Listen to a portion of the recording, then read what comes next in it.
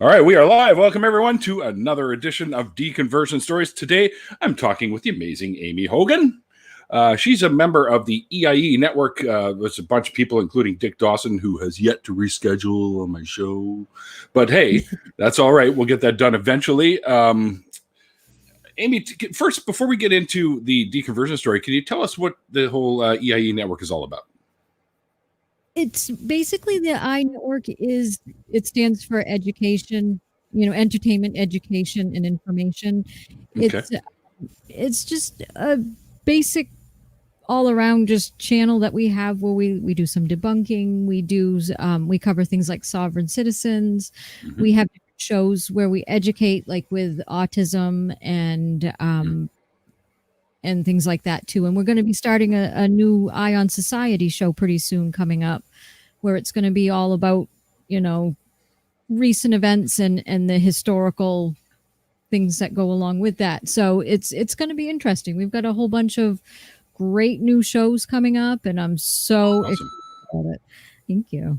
Yeah, I'm looking forward to it. I've popped into quite a few of your guys' little group communal chats that you guys have had, and even one of the ones that was about the autism. And you guys put out some really, I think, good and important information about stuff like that. So if you guys haven't subbed to the channel, there is a link below, and you can also follow Aimee on Twitter. I have a link below there for that as well. Aimee, basically what I do here is I talk to people about their journeys away from their previous faiths or belief systems, whatever they may be. It could even be like you got into like crystal healing and stuff. I'm actually going to be having a lady on recently. I finally managed to pin her down, and her name is Jessica Schaub, and she used to be a guru in the whole pyramid healing and crystal healing and all that other crap. So she's going to come on and talk to us about why that stuff is nonsense and how she got herself out of that. But that's not the focus today. Today the focus is on you. So let's just kind of take us back to the beginning of when you were, in some form of a belief system, and how you found your way out. The dominoes started falling because you started saying, hey, this doesn't sound like it could be real, that kind of thing. Exactly. I grew up Catholic. I grew up in Maine. We have a large French Canadian community here in Maine, and 3/4 of it's Catholic. So I was, yeah. So I grew up there, and I didn't question it really until I got older. Okay. I got seeing things a little more. And as I got older, I was like, I kept thinking more along the lines of, this is science fiction. This is not even science fiction, if you know what I mean, like fantasy. This is not real. This is kind of got my doubts as a teenager, and just didn't say too much because I didn't want to disappoint the parents, So, of course. Yeah, it was just one of those weird things. It was, but as I kept going along and things happening through life, I stopped finding comfort in it, is one of the biggest things that I noticed. Didn't find any comfort in it at all. I thought I went and I learned about other things and realized that, it's just, this isn't for me. I didn't fit in well with the, I'm rather progressive in my political leanings, so I didn't really fit in with the Catholic Church either. I believe in women's right to choose, and that was against the church per se. So I was very much, but so. It wasn't. Yeah, and so I'm kind of liberal, so that sort of went against the church, but I didn't. But that I kept separate from my belief in God. I just stopped believing because it just didn't make sense. I would read the Bible and think, really? Was there anything that stood out to you? Like anything in particular? One of the first things that kind of made you go, okay. Yeah, like burning bushes and talking things, and I would be reading it. It's like, okay, yeah. I didn't know snakes could talk. Exactly. Yeah. If they could, I probably wouldn't want to hear what they had to say anyway. So, it's just it just kind of went down that path. It just didn't make sense. I didn't find any comfort in it. I'm a single parent because I'm a widow, and it was the strangest thing. That was really what pushed me over the edge into not believing. I didn't find any comfort whatsoever in any belief in God or anything. I felt, this is going to sound odd to a lot of people, but I felt more comfort in thinking about the scientific processes that, the natural processes that go on when you pass away. I found more comfort in that than I did in, oh, he's probably in heaven, or when you die, you die. So it sounds harsh, but I'm more analytical than, and I have a hard time thinking in those abstracts like a God because I can't see him. So I didn't find any sense in it, and sure, no comfort. So. The truth can always be, or the truth sometimes can be harsher than we want it to be. For sure, yes. We get comforted by our beliefs, and a lot of the times those beliefs are far from the truth. But exactly, and sometimes just knowing the truth is, it's harsh, right? But it was freeing. Exactly, I felt like, and that's another thing that I felt. I just felt free. I was just able to concentrate on taking care of my son instead of focusing on, oh my gosh, am I making some deity mad? It's like some unknown that I've never met before. I have to please that. Did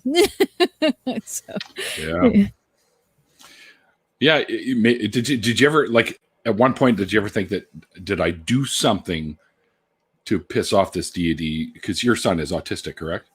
Correct. Right. And did you ever think to yourself, did I do something to that my son deserved to be, or have this, this, would you consider it a disability, or, because I don't really think it is. I don't think so either. It's at the very first, I was, when he got diagnosed, he was around 4. So it was only 2 years after I lost my husband. Okay. So at that point I was, yes and no, because I was already starting on that journey of not believing at that point. I was pretty much over the fence. So that was freeing in and of itself too. It's because I went and looked at this, at the medical aspects of what happens with autism, and I found, oh, okay, so this is what happens. It's more than likely genetic. So there we go. I found more comfort in that, instead of saying, well, original sin, so he's being punished for something, or I'm being punished because of something I did somewhere down the line that I made this unknown person angry, so it's like knowing that, and how can you please someone that you don't know? Right. You don't know the personality. You don't, it's like, I thought of this entity as another person, and I think that stopped me believing. You do. Yeah. Instead of this all-knowing being, so that right there was very freeing too. I took comfort in the science and the medical aspects of everything that I've learned so far. So there's a little shout out from your friends right there. Oh, thank you. Yeah. Tell them to go bug Dick to get back to me already. Yes, exactly. Get back to him. So what about like family members? When you were on that other side of that fence, as you put it earlier, were there any of your family members that were still quite, I don't want to say fundamentalists in their beliefs, but were they still quite religious? And how did they take that? And how did you deal with those sort of interactions and relationships? Well, my mother and father had already really started they both had dementia at that point. So they didn't, so I didn't talk to them about that too much. So but my sisters, they were meh. So I think they kind of understood, as we got older and we matured, I think they kind of understood why, why I would go down the path that I chose. And it wasn't even really a choice, really. It was just, hey, this is what happened. Well, yeah. I mean, I've often heard it said by many people that beliefs aren't really a choice. They are something we're either convinced of or not, right? So we end up believing it because we're convinced of it, right? So we can all be convinced of something and to a point where some form of evidence falls into our laps, and then we're like, wait a second. Yeah, no, I don't believe that shit anymore, right? So Exactly, and that's what kept happening. Things kept building up, and as more evidence came in, I was, yeah, no, this just, yeah, this isn't real. So, is there, like, when you think back to when you were in your beliefs, like deep in them, was there like a favorite story that you had in the Bible? Like when really. if you went to church and they were going to get into it, you're all excited, like, oh, I like this story, like something like that. No, honestly, it's funny. Growing up, it was there. It was, I didn't, it was more or less like the traditions that we did, like going to mass, and not so much the stories as so much, like the community. You have, everybody goes to church, goes to mass on Sunday, and you get to see, sometimes your friends are there, sometimes, just other members of the community are there. So I mostly missed that at first. And I really like the traditions, like, like the sacraments and everything like that. And I did miss that sort of, but that was pretty quick to subside too. Knowing that I don't, knowing that I don't have any of those obligations per se, is also freeing. It's very freeing, actually. Well, I think you end up realizing that you still can find a community out there with other people that don't necessarily need to be attached to any form of religion at all. I mean, I think we've got to, of course, we're splintered in a lot of ways, the atheist community. But I think there's still some decent folks that are involved in the better parts of the community. And I like to consider myself to be among those people anyways. So we're always there for anyone. As a matter of fact, earlier today, one of a guest I had on earlier in the month, I think it was actually in August, was feeling a little alone. So I, retweeted that, how she was feeling, and said, you know what, you're never truly alone. If you ever need to reach out, myself for one, or others can be there for you and for you to talk to, at least bounce some ideas off of, hopefully make you feel better. Exactly. And thank you. I love that. And that's, and there are communities in other places. I can still see people in the community when I do my shopping. I have, community with, with other parents with autism. There are support groups out there that I do. There's a whole bunch of places with community, and it's, it's really great. You can find it pretty much anywhere. We have the debunking community that we're a part of, the atheist community, and it's everywhere. So that's another thing I realized too. So that's so that was good too. If you had to take one of your, let's say one of your favorite episodes from the I guess you call it I network. I just say EIE because I always look at it as the initials, right? So, but the I network, is there like a favorite debunking episode that you liked, like the most? Yes, we had one the other day on Saturday. Oh my gosh, we just laughed so hard about some silly flat Earth stuff. Oh, jeez. We had some really good flat Earth stuff, and it was we had a lot of fun, and some of the stuff. So if you ever noticed, I don't talk too much on some of the shows because I'm muted because I'm laughing so hard at some of the stuff. Is that why? Okay. Yes. So we have a lot of that. So I think that's probably one of my favorite debunking ones. As far as my favorite episodes, of course, autism is one of my. Every one of our autism ones are. Yeah, close to the heart, obviously. Yeah. Yeah. So that's for sure. it's close to me, and it's just being able to get that word out to help other people. And that's also something that you don't need with a belief in God or religion either, is the ability to help and wanting to help just because it's a good thing to do instead of pleasing a religion or a deity. So. Yep, exactly. And I actually, that's a great thought, because that's one of the things I'm often approached by believers, especially the Abrahamic section of belief. They often ask, how can we be moral without having a deity? And I said, well, actually, it's quite easy. If you just think about your community and the people that you care about around you, you want to make sure that you're doing things that aren't bringing harm to them or others, and you're doing things that could actually help the community, like me starting up the Partners for Life group to honor my dad's blood donation stuff, and bringing in tons of blood donations every single year. And and we do these things. I was going to give up a kidney to save a friend of mine's life a little while back until I got denied at the last minute. Even tried to appeal the surgeon's board, but they said, no, can't do it. We don't want you to end up on the table. Because I had a minor issue on each one, but I'm like, you know what? I'm willing to risk it. And they're like, they're looking at each other like I've got like 9 heads or something. Like, what? Is he serious? You could die. I'm like, yeah, well. Yeah, but if it helps somebody else, and that's the thought process. And it's funny because that's another thing. Morals and ethics aren't mutually exclusive to religion. Right. It's not something that is just for, a belief in God. I don't want to be long before religions. Absolutely.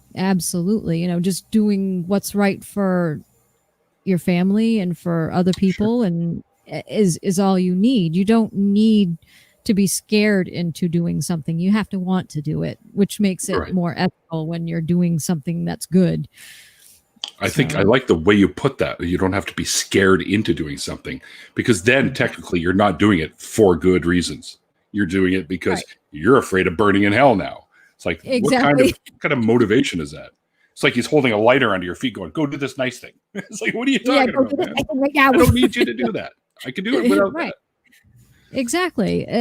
Because, and that, of course, I keep coming back on this theme of how freeing it is, because it actually is. It makes me want to do more good now because I don't have to. I want to. I want to help, my fellow parents, and everything like that. I want to help the community. So I just do it. I find I work much better that way. Yeah. Absolutely. And I think we feel more reward for doing it too, because there's no threat of coming from anywhere.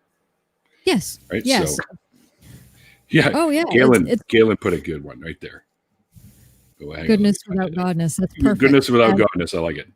I like that too. That's great. And I did notice Wonder Lady too. And I'm sorry I didn't answer your question yet. She said, she asked about what the sacraments were, and those are like, when you're partaking in the mass, when you have the, when you take the, like Taddy said, the cracker, the wine and crackers. Yes. That's combo. Yeah, that's pretty much what it is. It's and it's that whole thing is like transubstantiation, where it turns into, the blood and body of Christ. Yeah. At what point does he run out? That's kind of what I wanted. I've always wondered what happened. Yeah. They're little those little snack packs you get with the crackers and cheese and stuff. They have little sacrament packs like that, where you have a little cup of wine and a little cracker, and you can crack it open. If you're one of those busy moms and you're on the go, and you can do your sacrament on the go. Just have one of these little hysterical. Like, what? Yeah, really. I'll practice cannibalism while I'm driving. Yay! Yeah, woohoo! So yes, and I'm sorry, Wonder Lady. I'm so bad at the vocabulary too. I couldn't think of the word for the, for his body, quote unquote. There you go. I'm terrible at religious vocab too, so.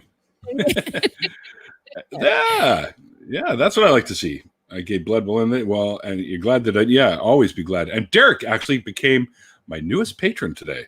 Welcome aboard, Derek, and thank you so much for your support, man. I appreciate it, brother. Very much appreciate it. I sent you a message, and if you check back in there, you'll probably see it, or it might come through on an email. And if you want, I can send you a couple of stickers, because I still have to mail out all of them, to be honest, but I got some stickers I can send out for you if you like. Cool. Yeah. I always give him a little something for signing up, and he's he's a good like $5 a month, dude. That's awesome. That's huge, and it all goes back into the show. Just so you know. Cool. Yeah, that's definitely. Awesome. I improved my. Without it, I wouldn't have been able to get like some stuff for an upcoming show, like these little pin-on microphones and stuff for Randolph and I when we do our call-in show that'll be coming up in the fall. Oh, which nice. should be a lot of fun. Yeah. Yeah. Absolutely. So yeah, so all the money goes to good purposes, and continuing, of course, putting out the atheist word, so to speak. If that's even a thing, but you know what I mean. Exactly. That's cool though. Yeah, and that's what we do too. We essentially just make sure we have, you know, everybody's up to par on their equipment, so that when we do the shows, we have the right stuff to be able to stream and be able to see everything going on. So yeah. Absolutely. I mean, and it's great for that kind of thing. I don't have a shit ton of patrons, but I've got enough that where I'm still a little bit over the top, because I also support people's, and Patreon does this automatically. They take whatever you've made and put it towards the people that you support, and then whatever's left goes into your account. So I get a few bucks that go into my account, and every little bit helps, right? Most of it they take off the top and it goes to the patrons that I support. So, because I support quite a few. So it kind of works itself around, and I still get a little bit left where I can dump a little bit of cash into improving my equipment and stuff like these headphones. I bought a pair of Skull Candies a while ago, and within 3 months they broke. And I'm like, and I've got them sitting over there. I'm going to be shipping them back to Skull Candy here in Vancouver, and they promised me that they'll reimburse me. So that's good. So these will literally these are a little bit more expensive than the ones I bought before. So at least some of the money will come back, and I'll really only have paid about $40 for these ones, as opposed to the $79 for those ones. Oh, perfect. So, yeah, and you got better headphones. So, and these are actually much better than the other ones. They're actually metal and not full on plastic. So they excellent. won't, so they won't bend and crack and break. Because all I did was stretch them out to put them on, and went, Kit! And one of the sides like, fuck, what the hell? I expect better from Skull Candy, right? So I know, me too, because I always had, you know, when I was younger, I always had Skull Candy headphones because I love the sound of them. They're great. Yeah. But not too much bass, too. They still give you that mid-range that, for whatever reason, Beats doesn't do for some reason. Yes, exactly. Well, now that we've totally derailed here, let's kind of get back to the whole topic at hand. Was there anything that, like, when you were still involved in the belief system, obviously the community was a great aspect of it. And I missed that too from synagogue, because I grew up as a Jew, right? And I kind of missed hanging out with all the kids and running around the corner and sipping all the wine so the parents wouldn't find out. Of course, it's always funny at the end of the night when the parents are dragging home a bunch of drunk kids because they had too many cups of wine. And then we'd hit the coffee. So nothing like wide awake drunk kids, right? So oh, geez. Yeah. Double whammy. Oh, gosh. Yeah. I'm sorry to your parents. Yeah, me too. I apologize constantly for that one. Yeah, she's okay. I think that's good. Yeah, I think that was pretty much what I missed the most, was just, you know, the traditions and, you know, the community. I think that was pretty much what I missed. Other than that, it was kind of like an obligation, sort of. So it was one of those things. Other than that, felt like you were being forced, kind of, to do it. Sort of, yeah. Sort of. Just Me too. Yeah, sort of just to please everybody and keep everybody, you know, happy. Exactly. So I will say this. One of the things that I really enjoyed about growing up as a Jewish kid is when everyone started having their bar mitzvahs and bat mitzvahs. Those were the parties to remember from back in the day. And you thought we got drunk after Friday night Shabbat services. Holy crap. A bunch of 13, 14-year-old kids running around a hotel that have been into the wine. Yeah. And then, of course, my buddy Kenny's, we got hauled back to the party after being caught by the security guard emptying out a bottle of wine between three of us. It was pretty funny. Yeah, I didn't. My butt hurt the next day on that one. That's for sure. Oh, yeah. That was back in the days when parents used to like throw the kids over the knees and give them a couple of whacks on the butt, right? Of course, my dad would say, "Go get something to hit you with," and I'd come back with a feather, and he'd go, "That's not funny." Plastic thing. We used to do that too. Hide the another thing we used to say was hide the yardstick. Yeah, yeah. You knew you're in trouble when you saw the big fucking frying pan come out. Oh, geez, what I do now? Oh, geez. Get me something to hit you with. How about this? Yeah, really. The feather duster, where is it? Too bad they didn't have those when I was a kid. I know.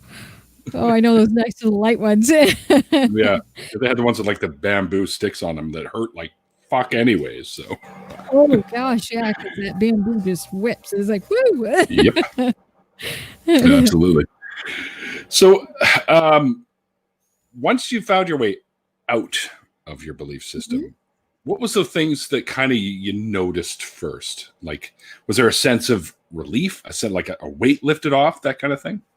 Yes, a definite relief. One less thing on my plate to have to worry about. Definite relief. Weight lifted. I was, I could just concentrate on what I needed to. I could concentrate on my son and focus 100% on him. At that point in time, I could focus on my work better. Everything. For some people, it's just not a good fit, So it's just once I was free of that, and it was a huge relief. I bet. Big relief. I felt the same. I mean, I always say that I had a belief, but I don't really. It's hard for me because I remember doubting it even as a kid, because I would talk to God, so to speak. Never got anything that I ever requested. Even I had some friends that lived down the road from me. This is a little bit of a sad story, and I've actually never told this one on any of my shows. So, because it kind of it hits home. I had a couple of friends that were like some of my best buds growing up, Jason and Andy, and they lived. It took my mom a couple of minutes in the car to get us from point A to point B, from their house to our house to their house. But every time we went over there, it was like the best times, hanging out in the backyard, climbing the little jungle gyms that they had, and playing. Like, you remember those lawn darts that were actually giant metal darts that you used to throw? We used to have those, and we'd have fun with those, and the Fisher Price stuff and all that. And they were great kids. And I remember their dad always being quite abusive. And I remember talking to God, saying, "Listen, please put an end to this abuse stuff." And I think he misunderstood me, because one day they both went out fishing with Dad, and he killed them both and then himself while they were out fishing. Oh my God. Yeah, it was big news in my neck of the woods, and I never got to see them again. And I think, you know what, if I really think hard about it, I think that was one of the moments where I'm like, okay, if you're real, you're a douchebag for that. But exactly, I'm thinking there's no possible way, because he would have answered you'd think he would answer in a good way and not a way like this. So that was one of the cracks in the road, I think, for me, among a few other ones as well. Exactly. Yeah. Things like that. Because if he was real, what a douche to do that, especially to a kid who's asking. I have this thing about hurting kids. So, oh my God. So yeah, if this God is real, why would he do that and answer a child or that allow way? It? Yeah, or allow that to continue. And that was my question too. And I always asked, my parents that too. Why? Why does this happen? Because we had kids where they were, abused a lot, and it was, And I used to ask my mother that all the time. Why does he allow this? He's allowing these children to get hurt. Why? Yeah. And nobody ever had an answer. No, because there really isn't one. They could try and say, oh, well, they'll point to a couple of different things, original sin, or, he did it so that they could all be in heaven and be corrected or something. I don't know. But it's ridiculous, because their mom, who was good friends with my mom at the time, ended up, I think months later, actually almost a year later, ended up committing suicide over the whole thing. So the entire family is erased from the world on the one event. And I'll be honest, I took it a little to heart at one time, thinking that I was almost to blame because I asked for this to happen. But of course, my mom was like, no, that's not how it works, Neil. You didn't cause this. It's not your fault. Your fault. No, of course. But I had as a kid, you carry a little bit of guilt because you thought, well, I was reaching out to have it brought to an end. And that's how it ended. Like, what the fuck? Right. Exactly. And it's almost like, as a kid, we don't quite understand as adults do. We don't quite get the same lessons and everything. So religion is almost torturous to kids. I mean, it's awful. And that were some of when I started to doubt too. And the whole, the age of the earth. And once we got into school and and science and everything, I didn't believe in Noah's flood because, I believed in, I know that dinosaurs existed because we had fossils, and That's I told my mother that. Compared for some of them, though. Just ask Kent Exactly. Hovind. Oh God, I know. Those are great. Him and his water. But yeah, and I would tell my parents this stuff. I said, yeah, I don't think the earth is only 6,000 years old. I said, we've got dinosaur bones that are, millions of years old. And I was really into dinosaurs growing up, like a lot of kids. Me too. And yeah, I loved them. And my other sisters weren't so much. And they, everybody would think I was, well, she doesn't believe and stuff like that when they were younger. Nowadays, they kind of figured. It wasn't a surprise to them because I had always been questioning and doubting anyway. Right. Me too, I think, for the most part. I mean, there were days when I believed, and then there were days when I was like, it's just no. And I remember getting sent out of the room at Hebrew school for a penalty because I was asking questions that they couldn't answer. So, which was suspicious to me even at that point. Like, what do you mean you don't have an answer for this? Yeah. Yeah, that's what, and I would press that too. I didn't quite press the priest or anybody else in the church about that, but because I was kind of shy growing up, but I was, of course, familiar with my parents, so I pressed them, and they really didn't have the answers, and it would frustrate them, and I could see that, and they, so I don't know if I even put doubt in their minds, but I know I had the doubts. So. Do you think you might have put doubts in their minds with some of the questions you asked? I'm not sure. I know I flustered them a couple times. Because, but I don't know about doubt or not. She, and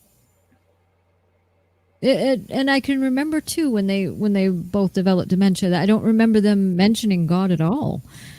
It was strange. It was because I took care of my mother. My sister took care of my dad, and one of my sisters took my dad, and I was taking care of mom, and I don't remember her mentioning that at all. Anything religious, so I didn't mention it either. I was like, yeah, okay. Yeah, it's not being brought up. Don't force the issue. Yeah, exactly. It was just one of those things I didn't want to work her up to. So and that's another good thing I learned from, learning about my son's autism and everything. I was able to apply what I learned for her too. And it worked out really well. So. How do you, oh, sorry. I didn't realize you weren't finished. Go ahead. No, that's okay. I was just going to say science. Science. Evidence-based stuff works best. Yep. That one of the 10. You go where the evidence leads. That's just the proper way to do it, in my opinion. Absolutely. Exactly. But I was going to ask you, how have you ever spoken to your son about religion and stuff like that? And have you offered him sort of, he could check it out and see what he thinks of it, and if he likes something, feel free, that kind of thing. Give them the choice is what I sort of mean, I guess. But of course, we always have influence on our kids, obviously. But have you ever talked to him about that sort of thing? Only a tiny bit, because he has asked questions. Because there are, a lot of other people, in schools believe, his friends believe, some of them. Yep. But he's at in his developmental age, I have to be concerned about too. He's 15 years old, but he's more like 6 or 7. So I have to make sure that I gear my talk to what he can understand. So Sure. I have told him that, that some people believe this, others believe that. So he knows that there's more than just Christianity. He knows that, about other religions, and I talk to him about it that way. That way I don't put any of my biases into it. If you can understand what I'm, so that I know way exactly what you mean. Thank you. Yeah. So that way, if he does decide that's for him when he gets older, okay. If he doesn't, that's okay too, because actually better. Yeah, of course, we're going to say that. But as long as they understand that they can come to you with questions, right? If they have questions, Exactly. you'll give them as honest an answer as you can, for sure. Absolutely. And try to be as least biased as possible. So that's hard to do sometimes. And it is. It's very hard to do. It's one of those things where it's like, I really want to say, well, no. But we all have biases. It's just learning when to flex them and when not to, I guess. Exactly. When to keep them to yourself. Yeah. So you don't want to sink the ship with something. It's just I'll keep it afloat for now. We'll deal with this later. Exactly. Pick your battles is one of those things. Yeah, that's a great way to put it, actually. Thank you. Yeah, it's something you learn as a parent too. It's like, oh my gosh, yeah, pick your battle. Yeah. Oh, I bet. See, I do tell dad jokes, but I'm not a dad, at least that I know of, anyways. So. But I was a bit of a player as a kid, so you never know. There you go. You just never know. You just never. No knocks on the door yet. There you go. Yeah. No knock saying, "Hi, Daddy." Where have you been all my life? Richmond, Ladner, New Westminster. Exactly. Yeah. Honestly, I'd welcome it if it happened, and I'm sure that they might be miffed. I get that, but if it does happen, it's something that I just didn't know about. So, right, and I'd probably sit them down and talk with them, and we'd probably hash it out if it ever happened. There's rumor that it may have, but I've never heard anything back about it, so I don't know. Yeah. You never know. Yeah. Yep. Yeah, I possibly spawned, so to speak. Yeah, that's one thing that's good of being a woman too. I obviously know I did. So. Yeah, we're just. I don't. Yeah, I don't want to say it, but we're literally, it's just a shot in the dark for us, so to speak. Exactly. And as someone, like someone like me who's possibly on the spectrum, it's like one of those things. Yeah. Oh yeah. Great. Abstract? No. Yeah. So, oh, you guys do poker night? Oh yeah, of course you do. Yes, we do. We do on Sunday afternoon. You sure about that? Oh yeah. Oh, and we get these. Oh yeah. Yeah, my dad was full of them when I grew up, so I'm well trained. I used to call him Obi-Wan back in the day, or Yoda, or one of those. Like, oh, I see. But what was Obi-Wan first? Because I saw that when it was released in the theaters in '77. So. Yep, same here. Yeah, I remember that the theaters, and that was the first movie we ever saw in the theaters because we always went to the drive-in. Oh, drive-ins are awesome, though. Oh, they are. I see. That was my favorite. Because my dad had an old Dodge pickup, and we'd throw a mattress in the back, and sweet. Yeah, we had the best time ever. Because back then you could ride in the back of a truck, and we'd load it up, the family and sometimes some of the neighborhood kids, and go watch a couple movies. It was so cheap to do that too, and everyone's entertained for the evening. Popcorn fights, the whole works. It was great back in the day. We still have a drive-in here that's still active. Nice. Yeah, That's awesome. We actually do too. Because see, I'm in the state of Maine, and we have one in Saco, and I saw that it was. I was like, oh, I'd love to go just once, just to, Yeah, just for nostalgic purposes. It's, exactly. Exactly. yeah, just once, just to show my son what it would be. How much fun we had doing that. Well, it was great too, because once you're done, you go home, you sweep out the back of the truck, and hey, it's all clean, all good. Yeah. Yeah. Yeah. I mean, and if it was a mess, you just hose the shit out after. Take the mattress out and hose it all out. Exactly. And that's what we did. Oh, here's a little response from Purple Rhymes with Orange about me possibly being a dad. Oh, no, wait, that's not the right one. Where'd it go? Oh, there it is. People were typing since I last looked at it. Not seeing many biker pirates running around Canada. I've been called a biker, a pirate, a Viking. I've been called many things. Oh, that's funny. So yeah, I'm the biker pirate guy. The biker pirate. I haven't even owned a motorcycle since, or even used one since about 1990. I never bought it either. It was given to me by my friend Rick, and I had it for a couple of years and never had my license. I just drove the thing everywhere and never got caught. Nice. Yeah, my husband had one before we had met. We'd ride everywhere. We'd go everywhere, and nice. It was funny. Thanks, yeah, because I don't drink, and it's funny because we go down and he'd get it, like a gin and tonic or whatever he wanted to drink that time, and I'd ask for a glass of milk. We come all decked out in our leather, and here I am drinking a nice glass of milk, and so that's hysterical. Well, I do. I like my beer, so there you go. The occasional single malt Scotch, neat, or with a shot of water just to open it up a little. But that's about it. Yeah. There you go. Yeah, every once in a great while. I think the last time I had a glass of wine was, oh my gosh, like maybe 7 or 8 years ago when my parents were alive. So it's like you mean a glass of Jesus blood? No. Yeah. No, just a nice night at home. She said, "Why don't you take a break? You've got Matt and Mom. Why don't you take a break for like a couple hours?" And I got this. It's like, cool. So I went outside and just relaxed with a glass of wine, and it was nice. Yeah. So, yeah.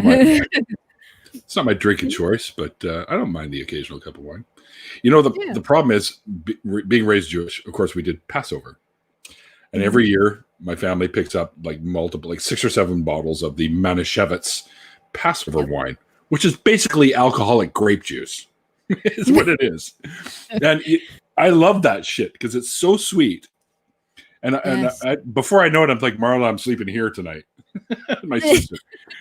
Because I practically have a bottle of myself, and it's like 16 or 17%. So it's fairly it's potent grape juice is what it is. Yeah, it's a good stuff. Yeah. Oh yeah. So we only do 4 cups of wine. What is this shit? Let's do 10. Let's try and drag it out. Let's do the service again. We'd all just read out of the Haggadah, right? The whole Passover story, which, by the way, folks, never happened either. My sister hated me at those things because every time it was my turn to read, I always rolled my eyes at every other sentence. She'd be giving me these looks like, stop it. You're right. Yeah. Well, I mean, speak of the dick. I mean, speak of the devil, and Dick shows up. What's going on, Dick? You still haven't gotten back to me to reschedule, man. I know where you. Well, I sort of know where you live, but I can find out. I have my ways. There you go. Yeah, we were supposed to get together when I was up there, technically up there from where I live, and shit just fell through. Dick's got obviously he's got stuff he's got to take care of, and that far takes precedence over any shenanigans that him and I would get into being up that way. There you go. We were going to get together. We had my friend Janice Selby and Godless Mom and we're all getting together and having a few drinks at the pub. Nice. He's all like, easy, Bill. I'm just bugging you, Dick. It's all good. It's all good. But yeah, that would have been a lot of fun too. I was up there for a couple weeks, and I'll be back up for sure. So we will eventually get together. And I'm thinking we could actually do it. Like, I'll bring all my rigmarole shit with me and do it like a live one. I think that would be really cool. So we might save it till next year, and then when I get up there again, we'll sit and yeah, it's okay, Dick. Don't worry about it. I think it'd be really cool to do a live one from like a pub or something where we can. I'll use the microphones we can clip on and chat with each other, and that might be kind of a neat way to do it. I think that would be awesome. Yeah, for sure. That would be really awesome. I don't know, maybe not a pub because it's pretty loud there. Yeah, but yeah. Yeah, and who knows about all that social distancing stuff that's going on still. You never know if it's going to be happening then too. So well, they were pretty good about it when we were at the pub in Summerland. They had the hand stuff at the door, right? They had the tables all stretched apart. Only every other table on the patio was usable. So they were doing what they should have been doing, and they were wearing masks and stuff like that. So they were handling it the way as best they could, as best as any place really could, I guess, at this point. Well, that's exactly it. Yeah, we down here in the States, a lot of the states did not handle this well at all, and you can tell by all those spikes in cases all the time. And yep. We've had a few here too. Yes. Yep. We have some that the anti-maskers and oh yeah, I don't know. I can't breathe. Then buy a different mask, idiot, that you can breathe better through. Because they have them. They do have them. We got ones at work that are what is it? A copper fiber weave. It's a triple fiber weave that has an outer, an inner, and an outer, a middle, and an inner layer.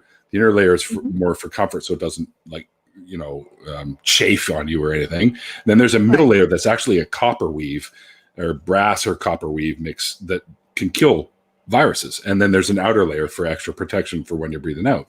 And we wear those, and they're great. And they're washable too. You can hand wash them. And I think they're good as a mask because you should wash them every few days if you're wearing them a lot. And then it can last up to about a year. And then you buy it. And they're like $24, I think, or something. So not overly expensive. But for what they do, I think that's a great price. That is a good price. Yeah, I have that. We use the cloth ones. My son, and like I was telling some of them too. Look, my son has autism. If he can wear a mask, you certainly can wear a mask because of the sensory issues. It's like absolutely. So yeah, and he actually reminds me, Mama, mask, because we talk about it. Yeah, so he's really, really good about it. So yeah, I can wear cloth ones. We can wear, the paper ones that you get that are disposable, and I prefer the cloth ones because you can wash them. Mm-hmm. So, and they keep because really the virus gets trapped in the little spit bubbles, and they keep those at bay fairly well as well. Exactly. It's all about putting a crutch or putting an end to the spread as much as we can, because we never know. Some of us could have it and not even know, but we get tested at work, where I work anyways, because we're an essential service. So every couple of weeks we get the old Q-tip up the nose and all that shit, and our temperatures taken, and so far so good. Oh, that's good. Keep your fingers crossed. Yeah, for sure. Yeah, we're closing up or catching up. We're about 10 minutes away from the top of the hour, but are you good to do a little bit more for an after party? Because I always do an after party and always invite people in, and I'll probably throw Dick a link, and he can jump in if he wants to as well, or anyone else that's a part of the I network, because you guys I think should jump in. And if you guys ever want me on your show as a guest or something, just to come and hang out with you guys, I'd be glad to do it. I'm always up for doing that for sure. Oh, absolutely. We would love to have you on. I think that would be great. We'd love to get you a lot of fun. Too. Yeah, it would be a lot of fun. And yeah, we need the dad jokes, so that'll be good. All right, I'll start writing them down. So, A lot of mine aren't necessarily like known dad jokes. They're more like dad joke type responses to things. yep. You know what I mean? So Exactly. oh, Dick says he's in. Right on. Cool. Excellent. I can yell at him in person. No, I'm kidding, Dick. I'm just Yeah. So There Dick you claims go. that he was born slightly before the 80s. I was born slightly before the 70s. I was literally born 3 years before we landed on the moon. So Oh, there you go. nice. Yeah, There you go. 66. Yeah, and Star Trek. Nice. Yeah, oh yeah. Yep. Yeah. I was born at the right time. Poker Yep. or colonoscopy? This coming from colon? Oh, I Colon. get it. I get it. Yeah, he has his That's all. colonoscopies. David's yelling at you guys. Haven't had Neil on yet? Shame. Shame. Oops, there we go. I think I've been on Dave's show twice, actually. Nice. Daddy Bungle. Be careful what you wish for. That's Come right. on, He's got a man. little Right up. demon on there. Yeah. A Yeah. lot of fun. Same year as me. Yeah. Nice. There you go. Another 66. Good There year. you go. Yeah. I was born in 73. Oh, yeah? Well, that's not. Yep. That's not too. We're giving away our age, Aimee. I know we are, aren't we? Well, that's okay. My son comes along and he usually helps me out. There you go. Mom's 47. You'll go. Like, yeah, thanks. Shh. Stay over there. Yes, you don't reveal a woman's age. Come on, what's going on here? It's entirely up to her to do that. Exactly. It's Well, fun. Aimee, I guess we could just shut her down early and jump right into an after party. Sure. So, want to do that? I mean, is there Absolutely. anything that you would like to put out there? Like shill your show. Shill, see what I did there? Yes, very good. And tell the folks where they can find you on of course, YouTube. I have the links below, but go ahead and do your shilling. Sure. Yes, we have the iNetwork, which is great. We have all kinds of different shows coming up. This week we've got Autism on Wednesdays and Pub Chats on Thursdays, Silly Shills on Friday and Saturday, and of course we have Pub Chat on Sunday. You've got to come on. That's open. Everybody can come on. Yes. Yep, I'm on Twitter as Aimee Hogan 8. Just spelt right out. And yep, my picture is the same as what I've got here. It's everywhere. So, It's even in the background on the YouTube thumbnails that you guys do too. Yes. Yep. It's everywhere. So Aimee is always on her phone. That's what that's saying. Yep, exactly. I'm always on. Yeah, it's sitting beside me on that side too. So exactly. Well, Aimee, thank you so much for joining me today. I've been really looking forward to chatting with you because you're my first, I guess, wedge into the whole iNetwork and the shills and stuff like that. So I definitely want to come and hang out with you guys. So we'll definitely have to make that happen. Absolutely. We have all kinds of openings, so we'd love to have you on. It'd be fun. A lot of fun, I think. Thank you to everyone in the chat for hanging out with us. I hope you guys enjoyed the show. We will be doing an after party. If you are interested in jumping in and saying hello, Mikey Famine, my producer, always shows up like right at the end. Like, what the hell is going on?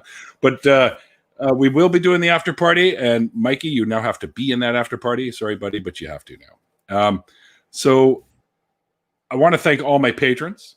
You guys are amazing. The newest one joined today, and that was Derek Cruz. Thank you so much for jumping in and joining me and supporting the show, Derek. That was awesome. And with the whole coronavirus thing going on right now, guys, it's going to be with us probably for a while. I know that there's some really groundbreaking work being done for I just read this the other day. We'll wait and see what happens. But there's some groundbreaking work being done where they've now figured out a way to block the virus from being able to attach to cells. So that's a step in the right direction. So we're going to look forward to that. But, hey, Mikey, if I must join, okay. But remember, guys, to be safe and be well. And above all, be kind, because that really matters. And like I always say at the end of these things, guys, like the late, great Christopher Hitchens once said, it's called faith because it's not knowledge. and we will see you guys next time. The link for the after party is below if you want to come